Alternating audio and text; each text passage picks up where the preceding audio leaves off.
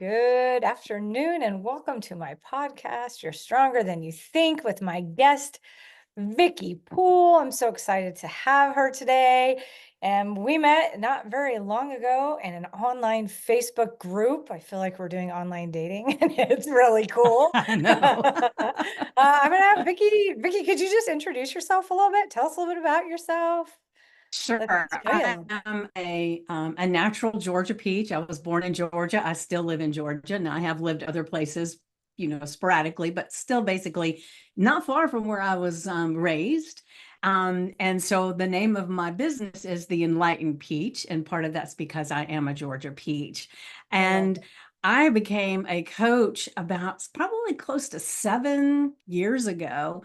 And the reason I became a coach was because I had been a yo-yo dieter my whole life, my entire life, and kept losing the weight, then getting bigger than I was before. And that was this perpetual thing that I finally got to this place. I said, oh my gosh, I've either got to decide that it's okay being fat or I've got to do something different. But it. I kept thinking, I've done something different so many times and I keep ending up here. So how do I fix this? So Yeah. this one I started on a search and I discovered health coaching. And I found a health coaching school that they specialized in habit change. And I thought that's what I need. Yeah. So I thought it was quite expensive for me at the time, especially. And I said, well, I'm going to go ahead and do this. Even if it only helps me, it'll be money well spent. And then maybe somehow I'll help others. And that's how my journey began. And then I became a life coach and a master transformational coach. And then as I was really diving in even further on this journey, I realized that sometimes I could feel myself slipping back into some old habits, even though I had done all these other things. And I thought, okay, there's got to be one more piece that I'm missing. And that's when I decided to dive into hypnosis. So I've got five hypnosis certifications, and I'm actually currently studying for one more because they're all just a little bit different. And so you're probably like me. I learn from all these different platforms, and then I pull out the bits and the pieces that feel like me, and then I do my own thing, right? So when I work with a client, I don't just sit down and say, oh, you want to lose weight? Okay, bam, here's my lose weight script. Let's talk. And 30 minutes later, wham, bam, thank you, ma'am, we're done, right? It's a long process. My first session, especially, is like 2 hours because Wow. we really dive into why all this is happening and your past and all these different things. And then I create a script just for you, and then we do the hypnosis, and it's so profound. And like Stacy, you know her. I've done hypnosis with her, and she just says it's magical. It's magical, and so it can Awesome. be very magical. um, I am oh gosh, I hate to say this, I am a senior citizen. I'm just about to hit 65 in September. And so Almost happy it's, birthday. well, thank you. Not too quick now. Let's keep it at bay a little bit longer. But I don't feel like 65 anyway. But I say that because one of the things that I've discovered over all of this 7 years of doing all these things is that it feels like, I know time's an illusion, but let's face it. Theoretically, if you're 30, you've got 50 years left, right? But Yeah, if you're 50, you might only have 30 years left. So gotcha. it changes your perspective of time. Yeah, Now, not to say that everybody's going to hit that 80 stage. Some people die sooner and all that stuff. But it started making me, I started feeling as if, you know, um, the time I spent on things was so much more valuable that I didn't want to spend time on things that weren't important to me. awesome. And I really started being so much more mindful of that thing because time is more elusive now than it ever was before. Yeah, So I guess excellent. that's kind of me. I like it. There are a couple of things that you said that really stood out to me. So I took some notes and I wanted to Okay. ask you a couple of questions if that's okay. Yeah. Um, and I also really want to ask you, actually, I'm not gonna do that yet. I'm gonna ask you the question you asked me on your podcast. What is Okay. your favorite childhood memory? I loved that question. Okay. Well, my favorite childhood memory is actually my father used to keep my sister and myself when we were young on Saturdays. Okay. And he would take us a lot of the time to these little carnival fair things. And, as a child, it might have only happened a couple of times, but in my mind, it's this big thing, right? Right. And we would walk around and we would talk and we would go ride the rides, and it was just magical. And so it's being with him on Saturdays, because sometimes we thought it was magical that we would stop at the gas station, and for lunch, he'd let us get a Hostess apple pie and a Coke. My mom would have been mortified had she known that's what we were having for lunch. But Right. so as I'm saying these things, I'm thinking maybe I didn't really get to spend a whole lot of time with him. So Yeah. those times were big, right? And one of my other memories of him on Saturdays, it's always on a On Saturday, right? Saturday. Yeah. My mom was a hairstylist, and she was working on Saturdays. Later on, he became a hairstylist as well, but Oh, before interesting. he was, like, Saturdays was when we got to sit and have a grilled cheese and tomato soup. It was like there was certain things that just, Yeah. yeah. So that's my fondest memories when I was little. That's fun. That's interesting. I wonder if part of you were talking about the yo-yo dieting. I wonder if part of that was just that association with, you Yeah, know, the comfort of these yummy treats with love and dad. So that's really interesting. Those are cool yeah, memories. I like it. yeah, yeah, I can feel it. Like your description made, I was there. I could taste it. I could feel it. It was cozy. It was amazing. yeah. So one of the things that you said was you bought this program that was really expensive for you at the time. So why did you invest in something that was really expensive? Because I was desperate. I either, like I Okay. said, I had to either say, okay, I'm going to be fat for the rest of my life and I'm going to be at peace with that, because I couldn't stay in this turmoil place anymore Okay. of hating myself because I was fat, taking it to heart when somebody said something, feeling like such a loser. So many times I heard things like that I was fat and lazy, you Mm, know, certain things like that would really, really, integrate. And I didn't like it. So it was like if I was at peace with being fat, then maybe the things people said wouldn't hurt me. okay. So it was either be okay with it or make a change. And this was the desperate change that I felt like this is going to work. And maybe that's why it did, was Yeah. because I was so in this place of it's do or die, Yeah. Yeah. Yeah. It's interesting the things that you were calling yourself. And this is one of the things I really love to point out to people. And maybe you've already thought of this. And if you have, then we're just going to reiterate this. But often we make the change when we are the fat, lazy losers. That's the person who got you to where you are. And Yeah. often we remember things differently, thinking, oh, well, now that I'm more confident and I'm not as fat and I'm not as lazy and I'm not a loser, obviously I made that change, but that wasn't who made the change. The person who made the change, was the one who was scared to make the change. And so Yeah. I, I And just, yeah, go ahead. well, I was going to say, it's funny because, you know this about me, that I have this amazing Facebook group, Stand Up and Stand Out. Mhm. And this morning I actually was live in the group. And one of the things that I was talking about was that the fact that I was sitting in front of them today, talking to them about affirmations and journal prompts and loving on them every single day, was because I was that fat, lazy person. That if I had not been, I probably would not have grown to being right here, right now. And Yeah. so it's like I say thank you all the time for her and all the shit, pardon Yeah. me, that That's she okay. went through, Yeah. because it made me who I am. And that's why, in my podcast, I talk about our mosaic life, because Mhm. it's all those pieces of our life that make us who we are. And some of them are horrible things, some of Yeah. them are not so horrible. But the one thing I like to always tell people is if it's happening to you, it's horrible, whether it's small to somebody else or big. Absolutely. What we're dealing with is big to us. Absolutely. And sometimes I think we forget that, because we'll say, well, their problem wasn't as big as my problem. It's almost like we're in competition. Well, who was the worse off kind of thing. Yeah. And it's Yeah. It's like, very hey, true. I'll give it to you. It was terrible for you. Fine. And just let it be. Yeah. Awesome. I'm so glad that you look back at her and you're thankful for her. That's something I like to Yeah. help people to do as well, because they get so frustrated when they're in that state of, we'll just keep referring to the fat, lazy loser state, because Hmm. I think it's easy for most people to remember a time, either when or now, that they have had those feelings. And that is usually the person who is brave. Like when you're feeling the downest, the most down, the worst, the worstest, that's when you make that change, that do or die. Yeah. And then you do have that hero's journey. That's our favorite part in the movie, isn't it? Where like Yeah. we can see the person and we're like, oh my gosh, I am you.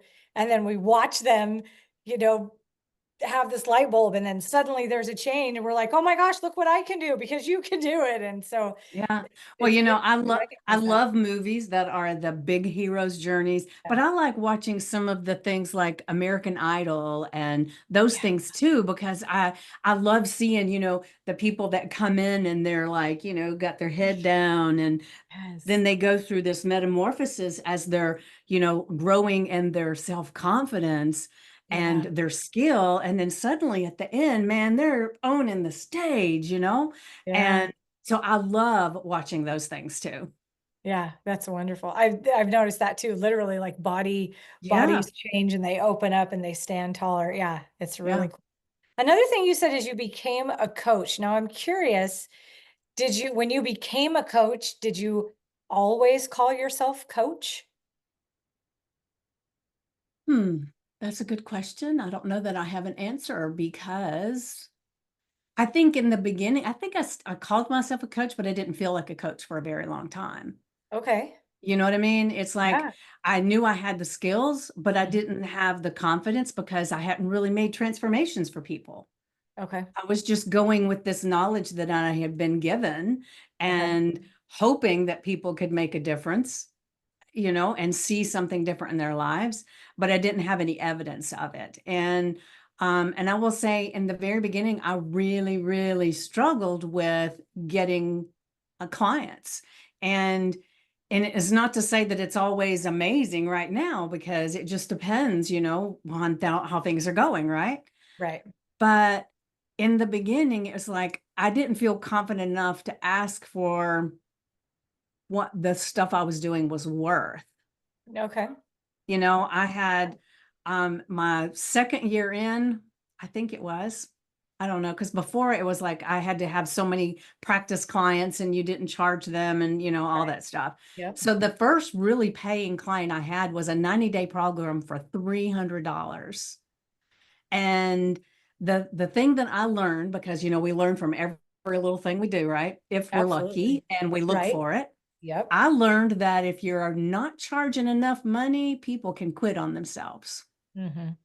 And so she had enough that she could have paid a lot more, but she wanted to pay less. So I said, okay, well, $300, because I hadn't had a paying client yet. So that sounded like a lot to me. Right. Right. Yeah. And typically, and this may happen for everybody, but when you're making all these changes, usually about the fourth, the fifth session in, people start trying to figure out how to not do it because Hmm. they're fighting against their subconscious mind, wanting to keep them in their box. Yeah. And so I knew it was coming, Right.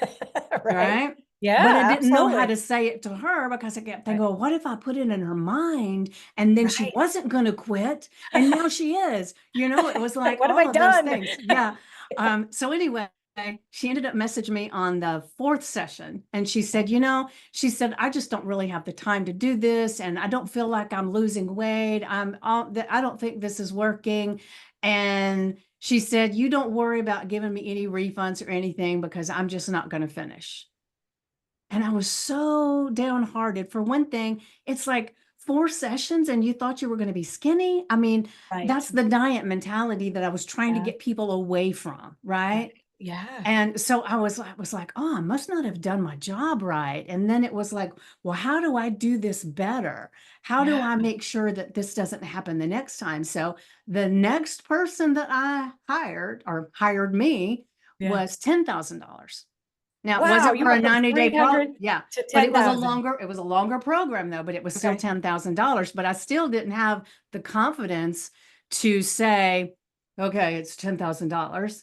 So Right. what I did was I said, okay, I said, I've got this 90-day session, and I don't even remember what I told her it was. And then I've got a 6-month session, and I don't know what I said. And then I've got a year-long program that's $10,000. And I said, I'll be honest, you'll get a little bit of movement from the other two, but if you really want to do this, the year program is going to be what you need. And I shut up.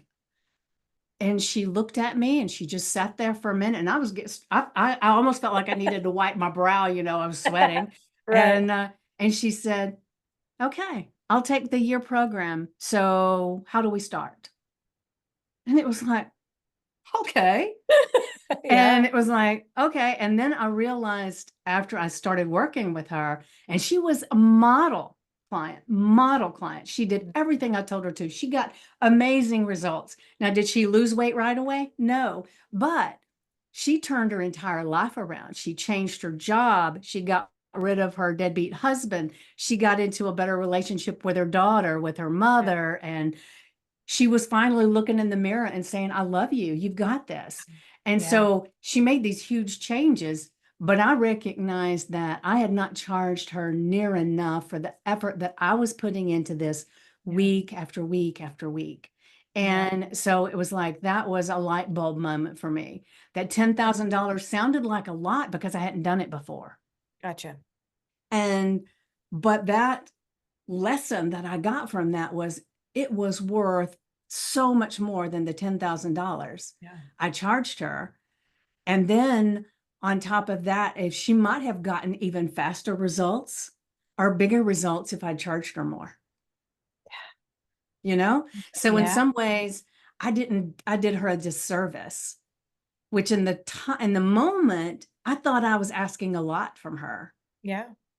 And you but I probably really asked more wasn't. from her than anybody ever had before. So that's Yeah. why she got the transformation she did. So I think it's really easy to, I don't know if you've ever heard this phrase, to should on Yeah. yourself is Yeah. my Yeah. favorite because it's like a sneaky way of sounding like you're saying something else.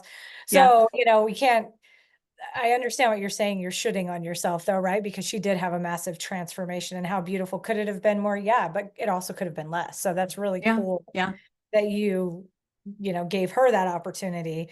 And because it was so much money, at least in your mind, and maybe to Hmm. her, she wasn't going to give up. I know the more I spend on something, the more I'm like, no, I am going to get my money's worth. If it's Yeah. free, it's like, it ends up on the floor as soon as you get home and you trample on it and use it to wipe something up. Yeah. You don't care. So Now, the more you that's not spend, always true either because it's not always true, but I've often. gotten a few Yeah, things that were free, and I mean, I poured myself into it so much absolutely. because I believed in it so much. Right. So I think sometimes for me, I know I hear a lot of, and I'm not saying you said this, but I hear a lot of coaches saying if it's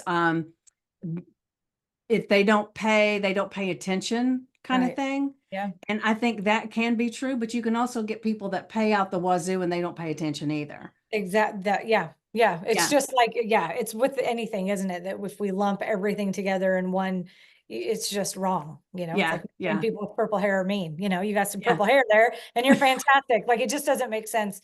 You're right to put everything in one group. And there are times where I have gone to a free conference or a free something and I have taken notes like my life depended on it and I have Hmm. changed. So yeah, I've done both. And I think maybe it is, I mean, you got in that point of desperation. Maybe she was in a point of desperation. Well, Maybe she was of it. because I had spoken to her 3 years earlier and she said, and at that time I didn't even give her a price and it probably would have been $300, right? Yeah.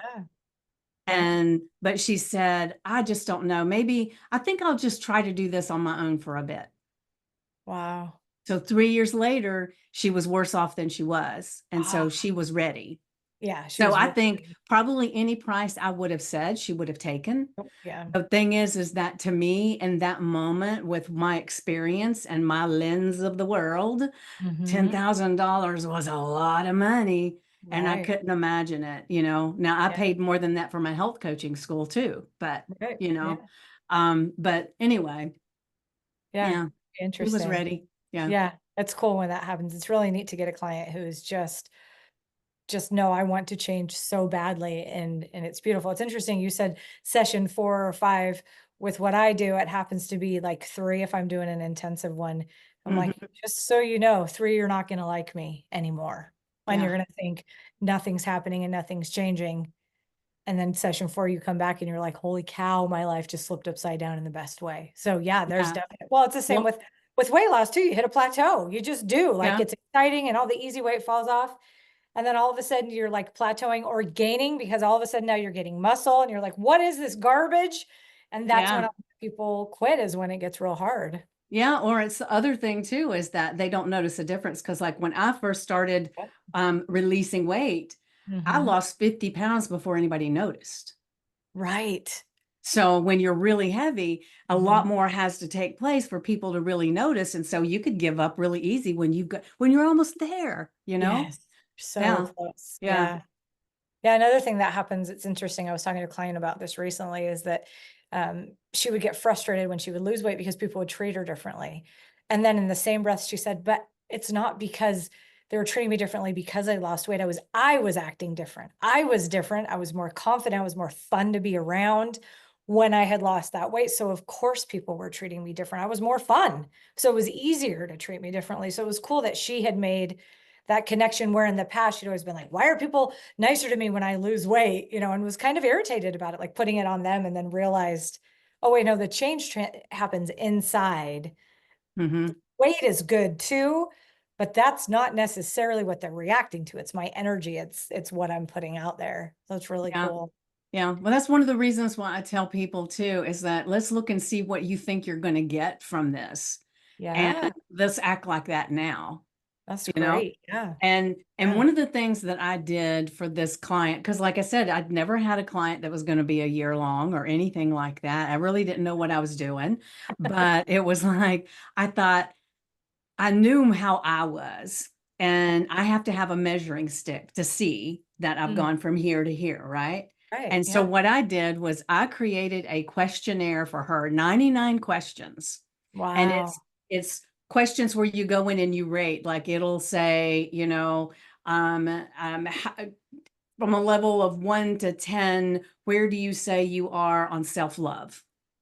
you Mm, know and so I would do that for all these questions where like part of it was about your physical body, some of it was about your how you felt about things, how your relationship were, how you showed up in work. And so I had all these questions, and then we every quarter I would give her the same questionnaire and she would fill it out. And so the first time I did this, when she came back in to answer those questions, she said, "Wait a minute." She said, and she doesn't have a copy of the first one because I didn't want her to have it so okay. that she could go in and look at it, right? Right. Yeah. Last time. So Yeah. we had a session where she gave me her new questionnaire, and while on a Zoom, I printed them both out and I showed her the difference.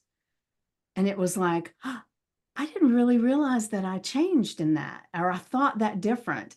And so that's one of the things that I tell my clients and I tell the people in my group is that, we only have to make a 1% change every day to make exponential growth, right? But Mm, that 1% is imperceptible in the moment. absolutely. And today you made that change, it's become your new normal. Tomorrow you do it again, that's your new normal. And over time you forget. Just Yeah. like when I started looking back at old photos of me and I found one, which I wasn't my heaviest, but when I looked at it, I didn't recognize myself. And it was like, Wow. I forgot that I looked like that. So if I didn't have that thing to look at to see the difference, Yeah. I could chastise myself right now because I'd really like to release about 20 pounds now. Right. So I could get stuck in that, but now I can look back and see, oh my gosh, 20 pounds, give me a break, Right. look at how far I've come.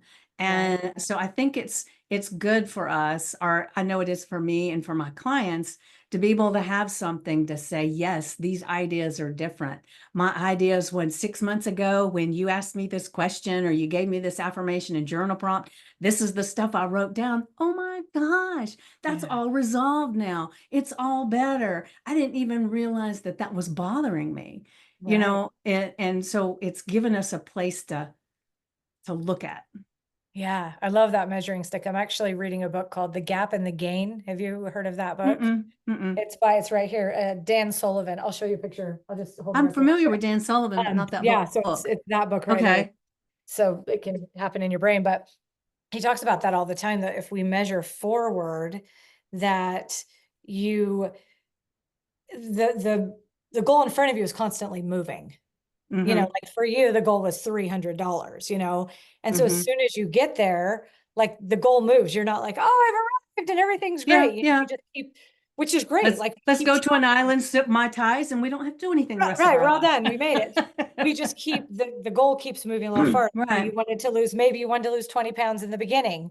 And then it went to, well, I've lost 20. Well, now I need 50. Well, now I need, so you're constantly chasing this thing that you're probably not actually going to arrive at. And so that's just, you're never going to get there. So that's the gap. The gap is this measuring against something that keeps moving, but the gain is how far you've come. It's that question. Yeah. It's the looking at the Yeah. picture being like, wow, that's not even me anymore. So you're able to see, oh my gosh, I have gained all of this knowledge, all of this experience. I've changed so much because we turn around, look at who we were and how far we've come. So Yeah.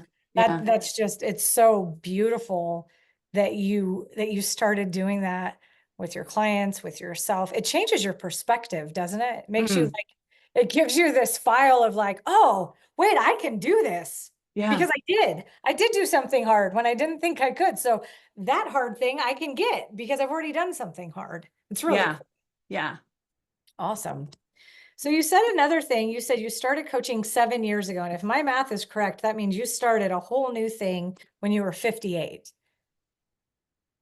Is Yep. that correct? Mm-hmm. I remember, well, my cousin and I would always make up songs. My whole family was like, you guys need to make up a song for whatever thing we were celebrating. And my uncle had turned 40. So it was a whole over the hill for, like he was the oldest. It was back in the 1900s when 40 was ancient. And I'm Back in curious the why, 1900s, that just kills me, you know? right? Last millennia, for crying out loud. It's crazy. But at 58, like what gave you the the whatever, The the chutzpah. gumption, the spunk, yeah, to start something brand new at 58 years old? Well, I mean, I grew up in an entrepreneur family. Okay. So maybe that's part of it, but I don't know. It's like I feel like if you decide to get old, you get old. Mm, But if you decide to keep growing, you keep growing, and that's different. And so, has my body aged? Do I have wrinkles on my face? Do I have all that stuff? Yes, I do. Do I occasionally have an issue with my hip? Yes, I do. I'm working on it. But it's like I'm constantly looking for what's the next thing that I can learn to be better, to grow, to just become, because I'm mhm. definitely not anywhere near the end Yeah. of what I want to do. And to me, it's like one of, and I may have said this to you on the podcast, I don't remember, but one of my greatest fears has always been to not have made a big enough difference in the world and to be forgotten. Mhm. And so to me, it's a huge thing to make sure that I leave this world better than I found it. Yeah. And so right now, I'm making a difference in some people's lives, but I would love for it to be expanding out. And I may have shared this with you, like since we just had our podcast the other day, I can't remember, to be honest with you. Okay. But I was talking about it this morning on my live as well, as um there was a commercial many years ago, and it was actually about STDs. Okay. Go figure. Awesome. But anyway, it was like, it showed this couple and they're hugging and you can tell they're about to get it on, right? Mhm. And they say, well, wait a minute, this is your partner, but that's not who you're going to bed with. You're going to bed with their partner, that Mhm. partner's partner. And though by the end of the commercial, they had this whole screen full of these little tiny pictures of all these people that they had been Yeah. in bed with, right? So Right. I think we turn it around the other way too. So every time that I say something to someone and it affects their life magically, then they say it to someone else and they say it to someone else. And then it becomes like there's this litany of people that I've touched that I don't even know that I've touched. And Yeah. so to me, that is magical. And have you ever heard the story that Zig Ziglar tells about kicking the cat? And I don't think so. it's so funny because I was talking about all this morning. It's like deja vu kind of thing. Awesome. I love it.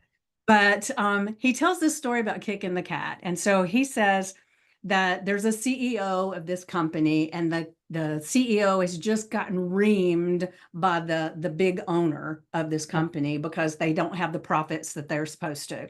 So he Okay. calls the managers into his office. He reams them, especially one in particular, and because they weren't measuring up. So they leave their office and then they go to their associates and they ream them.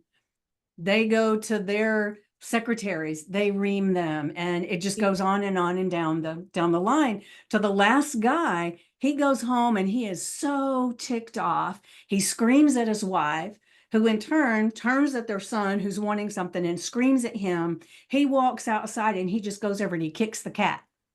Jeez. So he says that that CEO or the one up above him should have just gone over to that house and kicked that cat themselves because they brought it all the way down, right? Oh, So yeah.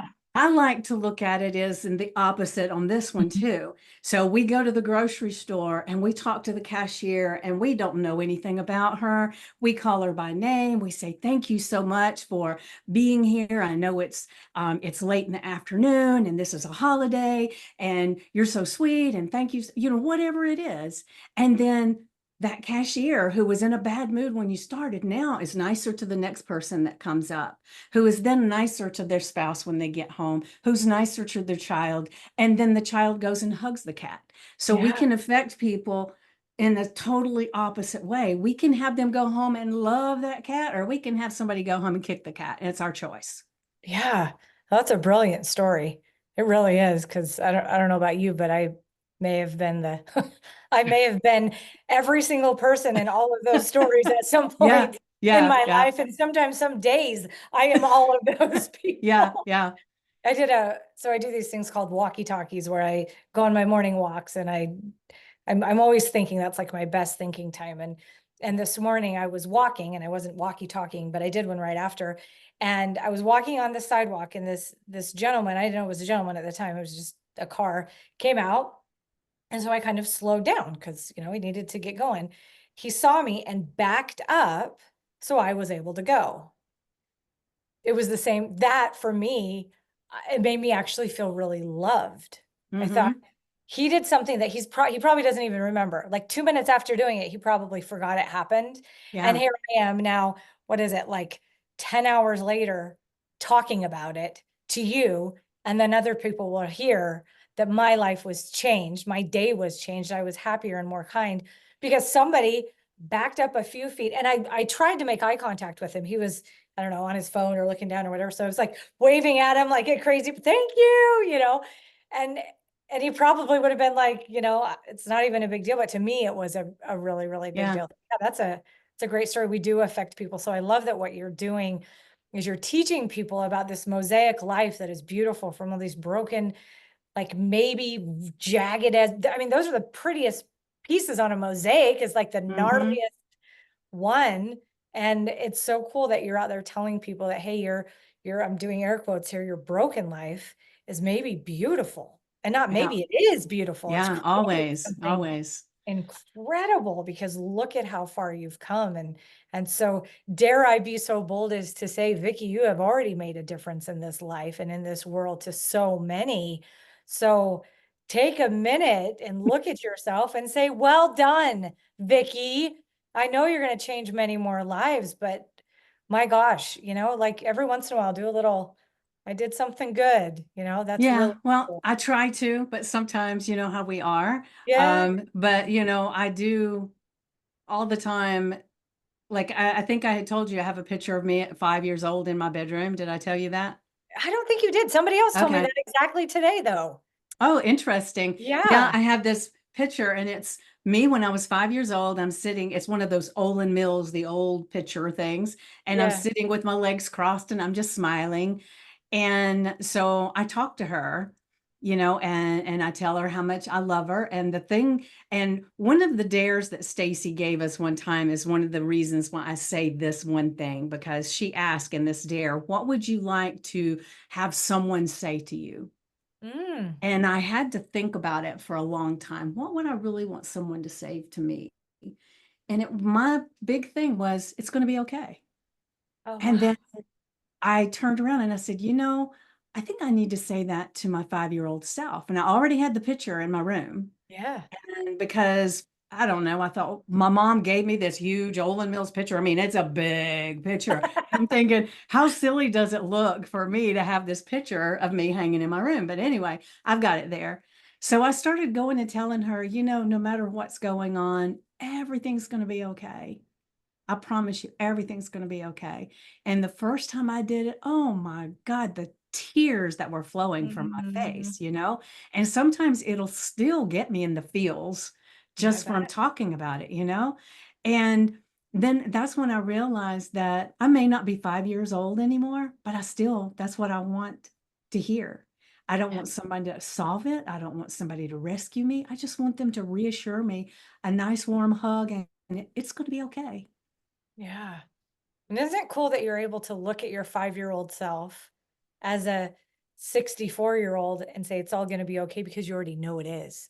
Yeah, And you're yeah, not telling her there's not going to be bumps. You're not telling her you're not going to have to pick yourself up and do hard things. You're telling her it's all going to be okay. yeah, And what a cool measuring stick from 5 to now. yeah, And to be able to tell her that and then to believe it because look at where you are. Look at how far you've come.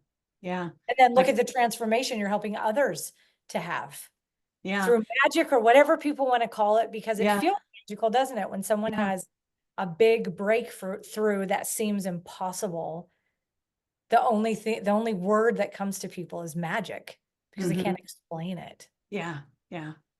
Yeah, that's incredible. Oh, I love this. This is so fun talking about all of this. Um, Let's see, I wrote down. Oh, another thing you talked about at the very beginning, we're going to jump on back to that. You said you're really Okay. mindful of time Hmm. now. When did you notice?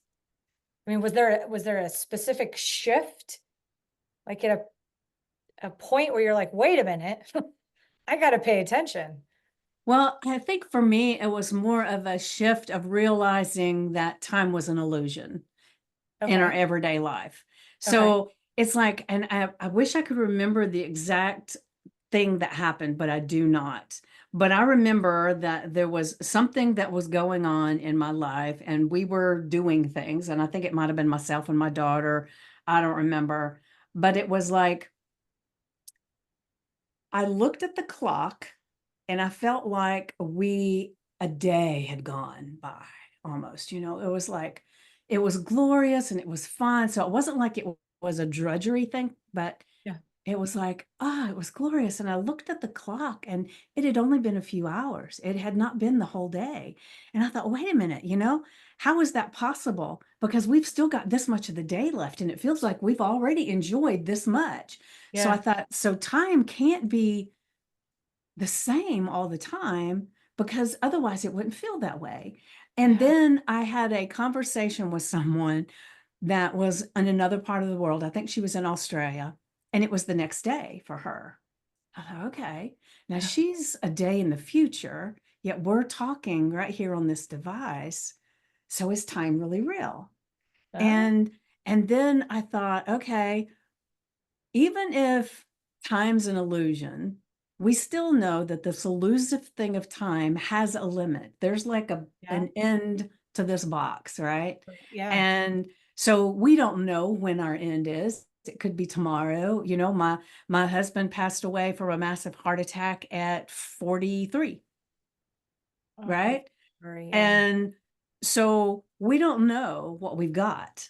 And so that one was the thing that really got me to thinking about that, because the day before I had talked to him about some things that I was aggravated about, right? The morning of, he was really tired, I was frustrated, I was trying to do my thing, And then the next call I got was that he was in the hospital and he had had a heart attack.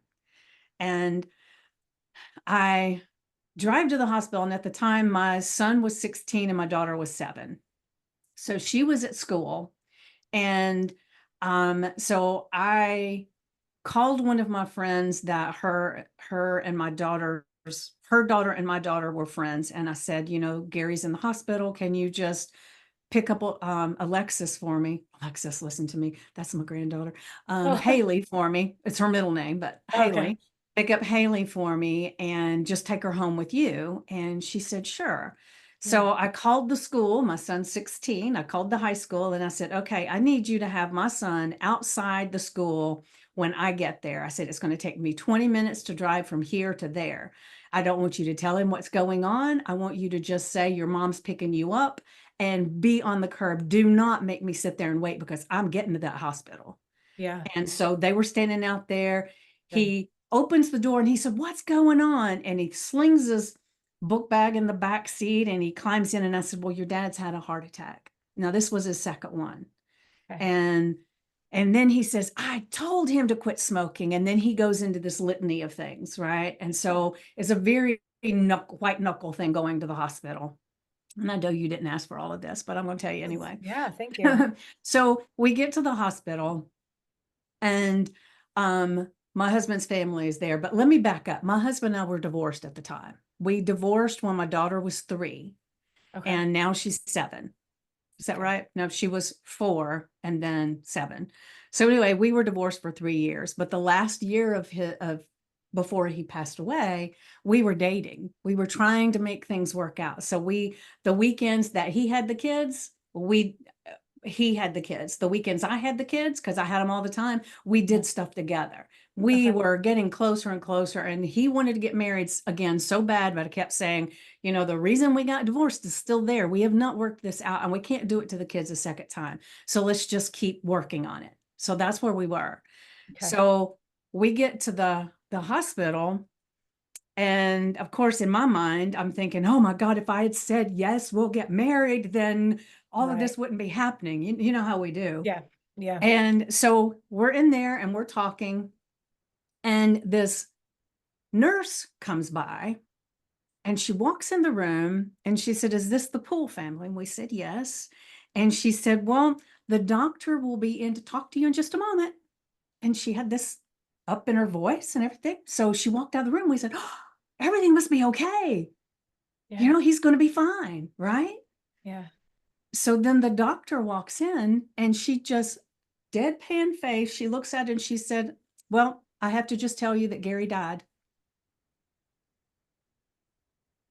You talk about a slap in the face. The nurse had that tone in her voice, like, it's good. I Yeah. mean, she could have at least said, the doctor will be in to see you in a minute. I mean, Something. holy Right. smokes, Yeah. something. And my son, 16 years old, he lets out this blood curdling scream because we just thought suddenly everything's going to be okay, but he wasn't. So then I had to figure out, because my son knew, I had to console him, but then I've got a 7-year-old daughter. What the hell do I say? What do Yeah. I do? And I will say the hardest thing I've ever done in my life is tell her. But it's interesting though, to show how kids are, right? She was 7 and she was at her friend's house and she was supposed to be spending the night there. Well, I called the mom and I said, bring her to my house. And when she walks in the door, I'm there. Nicholas is hiding in his room. And then some of my friends are there. Some of my family's there. And she walks in, she's looking around, like, why are all these people in her house? Yeah. And I said, Haley, come on over here just a minute. And I said, come sit in my lap. And she sat in my lap. And I looked at her and I said, sweetie, I really don't know how to tell you this other than to just tell you. And she said, what? I said, well, your daddy had another heart attack today and he died. And she just looked at me for a minute and then she started crying. And I hugged her and she cried and she cried. And then she stopped and she looked at me and she said, can I still go spend the night at Tori's house? I said, yeah, if you want to go to Tori's house, you can go to Tori's house. Yeah. And so I was like, okay, you know? So she went and spent the night at her friend's house.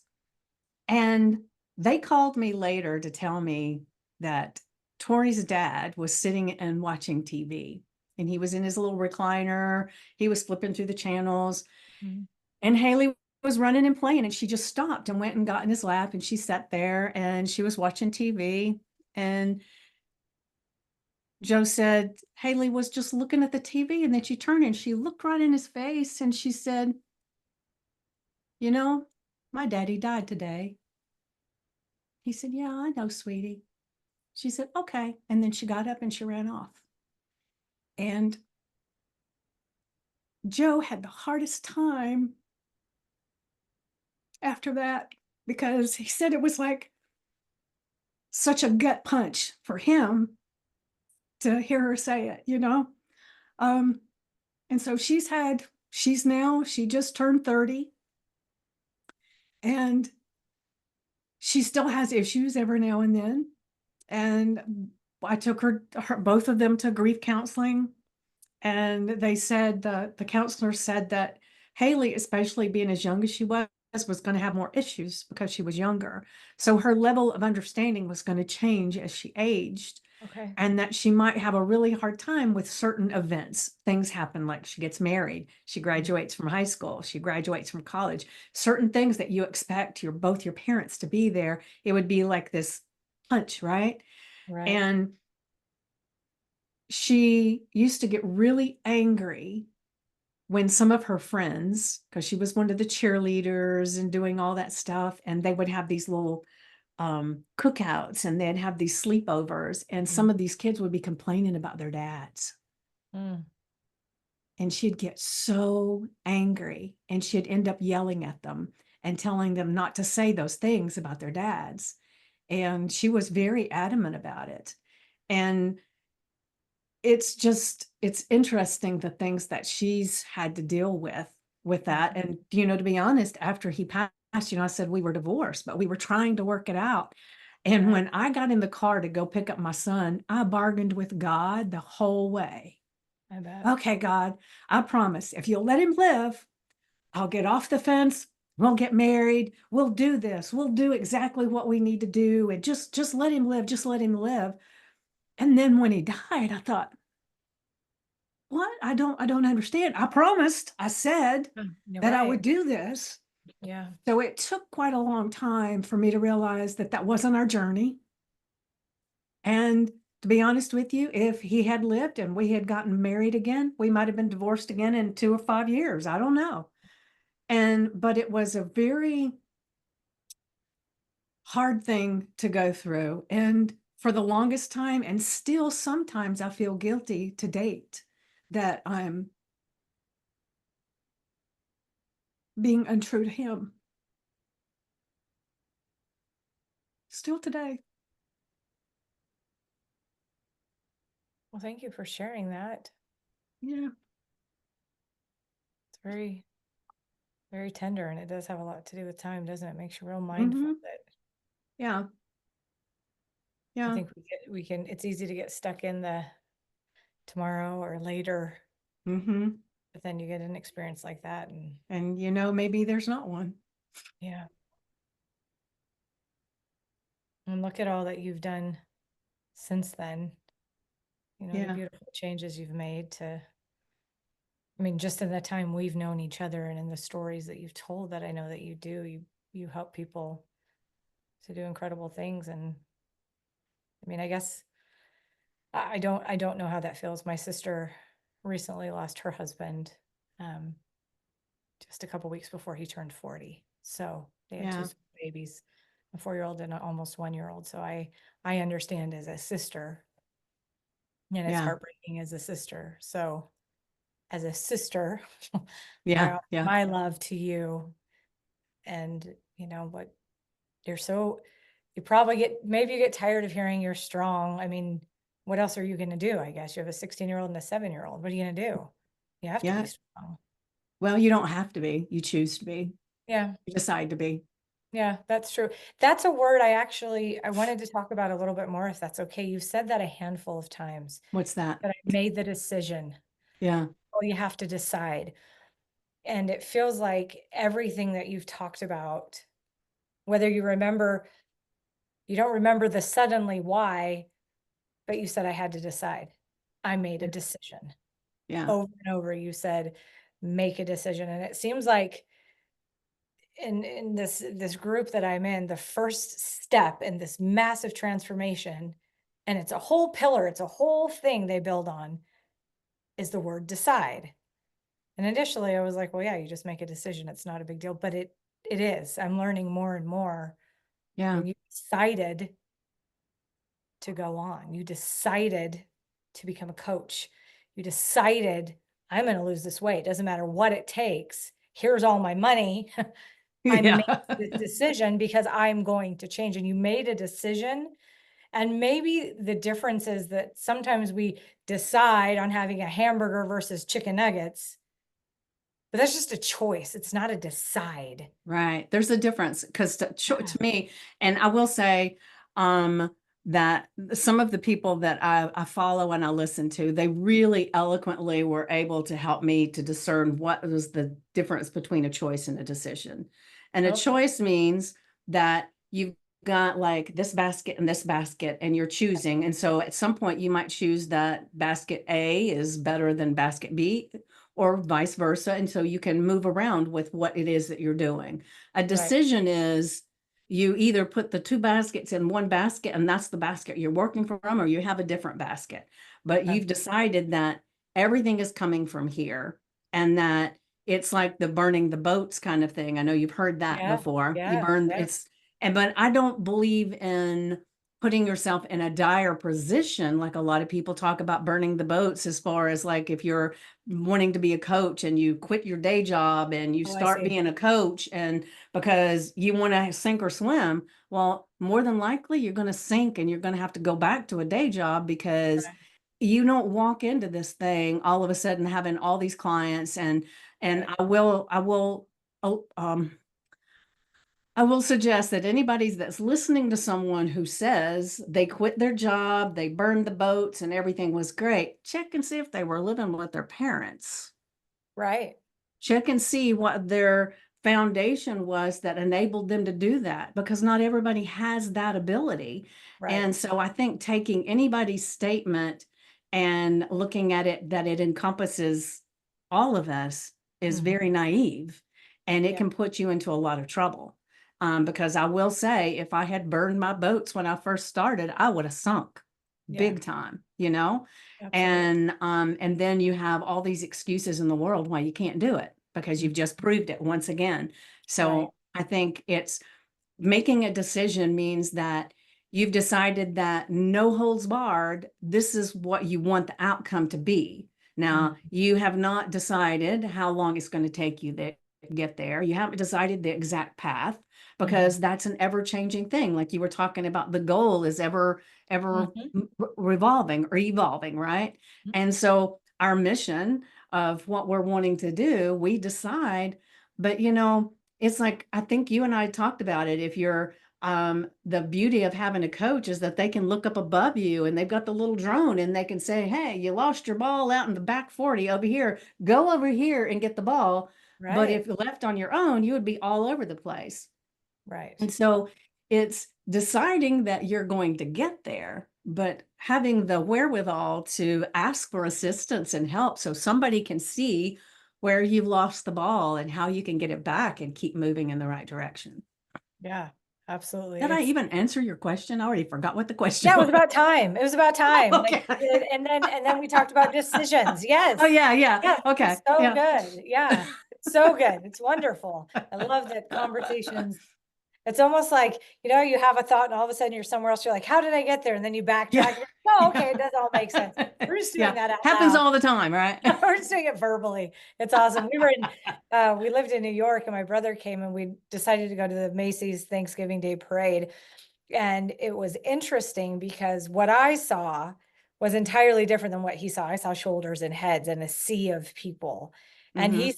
said, he doesn't love crowds. And he said the one thing that he thinks saved him was because he's a foot taller than me. And so he's like 6'3", and he could see over everybody's head, so he could breathe. And there was one time recently, because he lives in Florida and we do as well. And he got down, it's not rude. He got down to my level, meaning height wise. And he was looking around. He's like, this is so claustrophobic, but that's where I live. So it isn't fine for Yeah. me. So it's interesting that, like, as a coach or as somebody who's got an extra foot or an extra year or more experience can really say, I can see everything. So let me help you in what I see. I imagine you are much better at helping someone who has lost a husband than somebody who hasn't, because you've been there. You can see it more clearly. You can understand things that don't need to be spoken. Women get together who've had babies, and that's what they talk about because they get I it, know. right? Yeah, You know, if yeah. you've been divorced, you talk with people who've been divorced. If you love your dog, you talk with people who love their dogs, because you don't have to explain it all. There's like this understanding. And so it's really cool to have a coach, like you said, who can see all those things, and somebody who's human and has been there. I think sometimes people who are coaches think, well, I need to be perfect. And because I'm not perfect, I'm not a good coach. Actually, I think that makes you a better coach because you Yeah. get it. You're not Yeah. like floating above being like, well, I have no idea what you're going through, but you should just, figure it out. You're Yeah. like, no, I know how Yeah. it feels. And this is section 4 or 5 is going to be tough. And this is why. But guess what? You can get through it. This is how to Yeah. get to the other side of it. Yeah, yeah. Have you ever heard the story about I don't remember if it was monks or whatever. It doesn't really matter. And the elephant, and how they had them describe Yes. the elephant. Yeah. Yeah. Explain Yeah. it though. I love this story. It's so Yeah, good. well, I may not do as eloquent a job as somebody else, but it's like they have these people that are around this elephant and they're blindfolded and they have to touch the elephant and describe what they see or what they think it is. So there's somebody that's on the tail, somebody on the side, somebody at the front. And so each person, they're all describing the elephant, but they're describing it in such different thing. It's like the guy at the tail, it's this long thing with some hair at the end, and then on the side, it's this big, hard, massive thing. And the guy in the front, he's got this big, long trunk. And then he feels like these tusks, but he doesn't know what they are. Somebody else may feel the ears. So none of them has a clear picture about what anything is. Right. They're only talking about it from the perspective of where they're at in the room, right?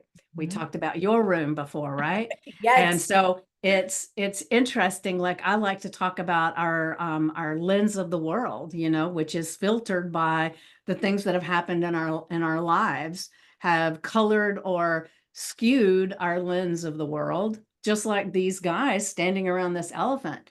Now, with their blindfolds off and standing back and getting the whole picture, they know it's an elephant, but piece by piece, it's imperceptible. And that's what our journey is too, is that when we don't have the full picture, we don't have somebody helping guide us, like I said, the drone up above, Mhm. seeing where the ball went out in the fields, then, we're going to be spending a lot of time trying to turn an elephant by pulling its tail. We're not going to be getting from the front and moving it. And so it's important for us to recognize that it's okay to ask someone for help.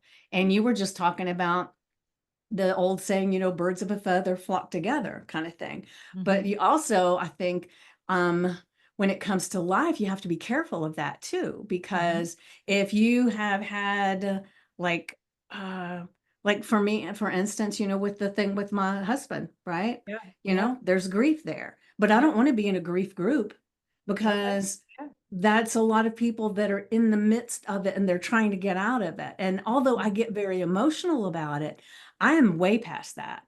I Mhm. am to the place where I recognize the gift I had in so many things with him, even though we ended up being divorced. It was like after we got divorced, it was even better. It was like crazy, right? I even Right. told him we were great at dating. It was the marriage part we had a hard time with. Yeah. But, um, it's being careful that we don't surround ourselves with people that are just as miserable as we are in the moment. Absolutely. And so as you step out of that misery place, they're going to be saying, well, what do you mean you don't want to be with us anymore? And they're going to pull you, not Yeah. consciously, Right. right? But they're Yeah. going to pull you back into that scenario. And that's why sometimes we have a hard time as we're stepping into this next version of ourselves, because Yeah. we can feel there's a disconnect with some people in our lives now. And there's nothing wrong with that, Right. because the thing is, they can choose to grow right along with you, or you can choose to stay with them. But Yep. for me, I choose to keep growing. And then hopefully, as I continue to grow, they'll start saying, hey, wait a minute, I want what she's got. And they'll Right. come on board, you know? What is it that, um, let's see, who is it? Gosh, I can't even remember who it was, but there was some philanthropist, I can't remember who it was, that said, you can't get sick enough to help sick people. And it's Oh, like you can't interesting. get poor enough to help poor people. The only way you can help a sick person is to be healthy yourself and help them get healthy. Or if they're poor, you get richer so that you can help them get richer. So a lot of times we fall into that trap of we don't want them to feel bad because we're doing Right. better, you know? Yeah. That's a really interesting point. Yeah, I had never thought about that. Could you explain? I feel like this is a terrible transition, but maybe it It's isn't. okay. Maybe it's a great transition. I Hey, have it's no idea. perfect. It's Uh, perfect. I want to just maybe we'll turn. Maybe that's the right Okay. way to say it. Pivot, You're you're pivot. a you're a hypnotherapist Uh-huh. or a hypno. Is that what it's a hypnotherapist? Well, Could, I mean, it depends on who you talk to. I have several hypnosis certifications. okay, several. So what? Okay, so you have several hypnosis certifications. If you were talking to someone who had no idea what that meant and is picturing you on a stage almost doing like a magic trick, because Mhm. I think that's what often people think of. I know I did until I experienced something a little bit different. Could you just explain to our listeners, to our watchers, to me, help me to understand better what someone with a lot of hypnosis certifications does to help people as a coach? Okay. Well, I think that that's a very big question because I think it's different for everybody. Okay. So I can only speak for me. Okay, Um, perfect. so for me, what that means is I'm a hypnotist and a life coach and a transformational coach, which I have all these tools that are not part of hypnosis, but I Gotcha. have all these other tools too. Okay. Um, because the way I like to look at it is and when I sit down with my clients, like I referred to earlier, I have like over an hour conversation, especially that first time, about what's going on in their life, what they really want to find. And the thing that we need to know, or maybe your listeners or your watchers need to know, is that our our conscious and our subconscious mind are, it's if there was a big circle that we could see, the conscious mind would be at the top and the subconscious mind would be kind of down at the bottom, and then in the middle there'd be this band that Mhm. is um our beliefs, and they are usually, we get them between the ages of 0 and 7. That's what we believe about ourselves, from what people have said, what people have done, what we've thought about what people said, because a lot of times, it's like our dog doesn't understand when we're being sarcastic. Well, our little brains when we were little did not understand sarcasm either. And Right. so it takes everything as truth, right? Yeah. And so we have this lens of the world that we're looking through.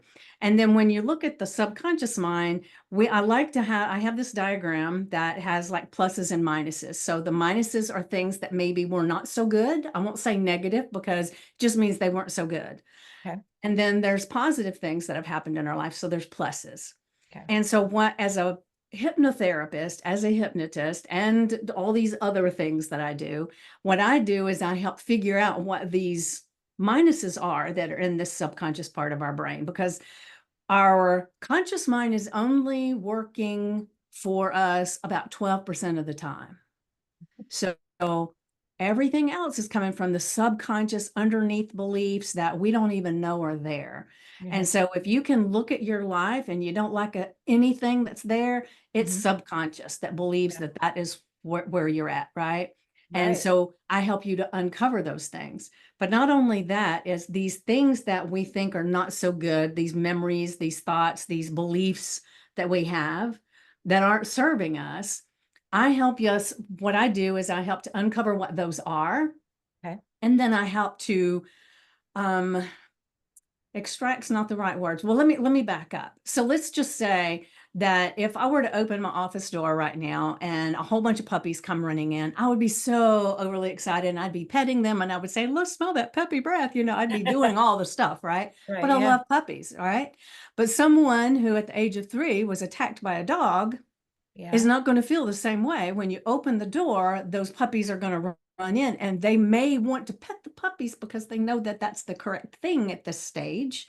Right. However, internally, they just have this angst that happens and they may break out in a sweat and they feel this fear. They may Mhm. fight it, but they feel it, right? Okay. And Yeah. so, this not so perfect event that happened in your childhood, what I help to do is you don't lose the memory of it. You don't lose the lesson that you got from it, but you lose that emotional kick that it gives you, that piece that makes you sweat and Right. feel like, oh my gosh, I can't believe I've done this again, or I can't believe when Right. those things happen, right?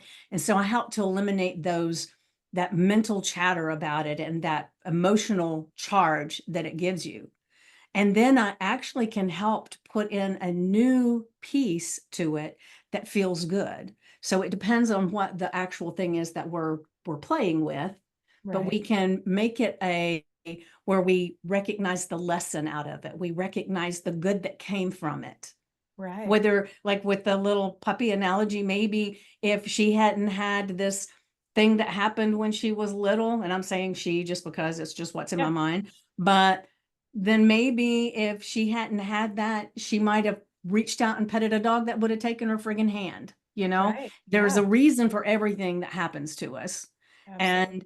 And, like I had the other day, I know this is kind of an off topic, but I was going down the road and I was going to go into the right hand lane. And when I went to get into the right hand lane, suddenly somebody was blowing on their brakes and they're honking their horn because they were either moving so fast or they were my blind spot. I do not know. Right. But I very quickly got back in my lane. Nothing happened, right? Yeah. Not an hour later, I was driving down the road. And of course, at that point, I'm really cautious, right? Because Yeah. that happened an Absolutely. hour ago. So I'm like really alert. Yeah. And I get close to this red light. My light's green. Zip. Light runs right through it. A car runs right through the light. Now, if Yeah. I had been still on automatic mode, then I probably would have gotten sided, Yeah. bam, right? And who knows what would have happened. So Right. I feel like that flat tire we get that gets us off the road, or if the red light's Mhm. too long, or there's construction, whatever it is, it's there for a purpose. And so I've got where I look at it as, okay, I'm paying attention now, and we're good. And so it's just all of those things help us, right? So we Absolutely. don't want to remove things that were put there for a purpose. We just want to take that angst out of it. Yeah. And some people, when I do hypnosis with them, some people feel like they're asleep.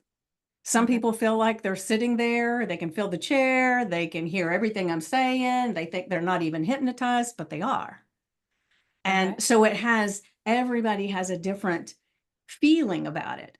And Okay. the thing that I like to share is that when I know we've seen stage hypnosis and things like that, where people cluck like a chicken, and we've seen movies where somebody says XYZ and suddenly this person robs a bank, Right. all these different things.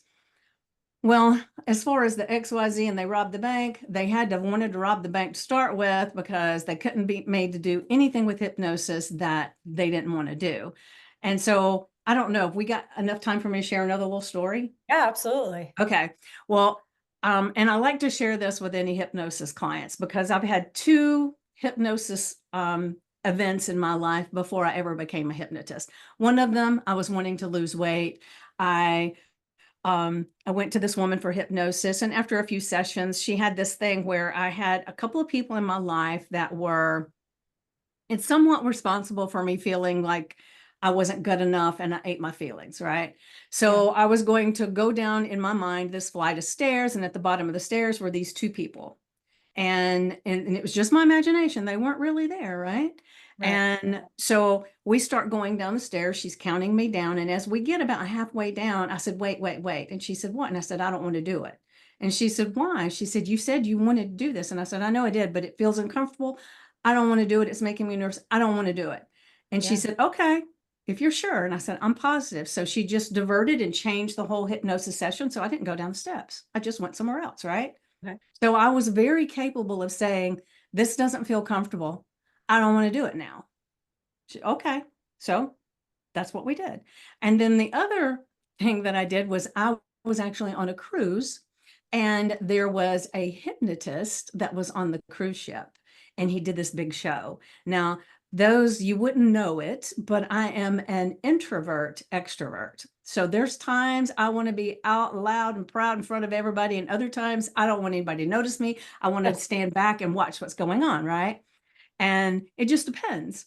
And so sometimes I'm looking for ways that I can be loud and proud and still feel like nobody can laugh at me or nobody can say anything because it was not in my control, kind of thing. Does Right. that make Yeah. sense? Yeah, So totally. anyway, so when he starts saying who wants to be hypnotized, I was like, well, me. So I ran up to the stage, and the stage was full of people. I mean, there were so many people. And so he went through this process of eliminating people to see who was really who really wanted it and who could go deep, right? Uh-huh. So at the end, there were 5 of us. I was one of the 5. And so I was so into this that he kept calling me up in front of the group of the 5 of us, asking me questions and having me do stuff and everything. I was having the time of my life. But at any point, I could have said, no, not going to do it. But I didn't want to, because it was like it gave me this freedom to let my inhibitions go and not be Okay. concerned about what everybody thought, right? Okay. And so I did it. I had amazing time. And I remember most of it. Some of it I don't remember. My family was there, so they tell me stuff every now and then. But the next day, people kept stopping me and saying, oh, I saw you at the show last night. It was so much fun. You were fun to watch. And I loved it. But if I hadn't been under hypnosis and I'd been up acting the fool, I might have been a little more embarrassed if they stopped me. I don't know. Okay. You know what I Interesting. mean? Yeah. So it enables you to be who you want to be, and with it just letting it out, and it kind of helps you sometimes to get more in touch with who you want to be. Yeah. That's really neat. Yeah. Okay, so as we wrap up with like so much goodness on here, this has been so incredible. Thank you you went very deep into a lot of things. We laughed, we cried, I know. we did it all. It was incredible. People want to get a hold of you if they want to work with you, if they want, I mean, I'll leave the notes um all over the place. I'll leave links and different things. What is the best way for people to get a hold of you, and so best way to get a hold of you, and then the other thing is, what would somebody like if I don't even know how to say this, if something is happening in their mind, if they're like, oh, I'm curious, is curiosity enough to reach out and ask you questions? Like, is Oh that yeah, yeah. enough? Um, Okay, cool. yeah, I Awesome. love to answer questions, and sometimes in the asking of questions, I can kind of get a little insight on what some things that people need, and so I do a free 30-minute consultation. And when I do that, I normally at least one thing somebody goes away with that it was enlightening, Excellent. just at least one thing. And Good. so some people decide to work with me at that time, and some people wait for 3 years. That's You're okay. right. Yeah, yeah. They go when they're But ready. yeah, yeah, Absolutely. that's right. So, when the student is ready, the teacher will come, but I'm here. Yep. And so I think my Calendly link is the Enlightened Peach, but off the top of my head, I don't remember. Hold on a second. I will tell you. Excellent. Hold on. Let me look real quick. Okay, my Calendly, yes. It is calendly.com/the Enlightened Peach /30. Okay. All Awesome. right. And totally. then anybody that's interested in joining my group on Facebook, the Stand Up and Stand Out community, they just go to vickiepoole.com, VICKIEPOOLE.com. And then that puts them right into the portal, and then they answer the questions, and then they can get into the group, because I have a hard, fast rule. If you don't answer the questions, then you're not going to be a good fit for the group. So Yeah. that is the only way right now I can discern if they're serious enough about wanting to be there. Right. And so, yeah. And I'm on Facebook as the Enlightened Peach, and Instagram as the_enlightened_peach. Excellent. Well, cool. So if people want to get a hold of you, they can. They Yes, yes. can. Excellent. Well, Vicki, it has been phenomenal. Thank you so much for being on my podcast and for showing us in so many ways that you were so much stronger than you thought, and then acting, deciding, and doing things and making massive changes. I just don't think you have anything to worry about. I think you have already changed the world for the better. And so I Oh, just thank you. I hope you think of that often, that I Yeah. have a difference, because guess what? You made a difference in me. You have Oh, gotten me thinking about things that make me really uncomfortable, and I'm strange. I love it. I love to be yeah. I uncomfortable was and going be to say, in a good way, I hope. such a good way that I've talked to my husband, I've talked to my kids, and I'm like, "Oh my gosh, I want to change this." And I've made that decision. So I appreciate you, and appreciate you being on here and being so vulnerable and raw, and just thank you. Thank you for being my new friend. Absolutely. This is so fun. I It know it doesn't is. seem like people can really do this, and it is, and we're meeting and we're having a blast. So thank you, and just Yeah. have the very best day, and we'll talk soon, okay? All right. Thank you. Okay. See Bye. ya.